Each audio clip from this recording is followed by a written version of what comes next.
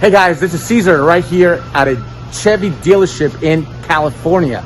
And I'm gonna show you the problem we're solving at this dealership that we're solving across hundreds of dealerships around the country. So I'm gonna walk you through where all the files are being kept in these cabinets. Repair orders, files, cabinets with files. And we're in the cashier's reception area here. And as you can see, there's file, repair orders. This is our scanning station.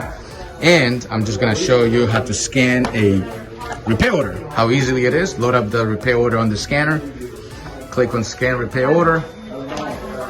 And that's gonna scan 60 pages a minute, front and back. And we're gonna read the repair order number off of the repair order. And it shows up. All you have to do is click OK. Now the repair order is available to be viewed anywhere in the dealership. It is that simple. Here's all the contents of the RO, front and back.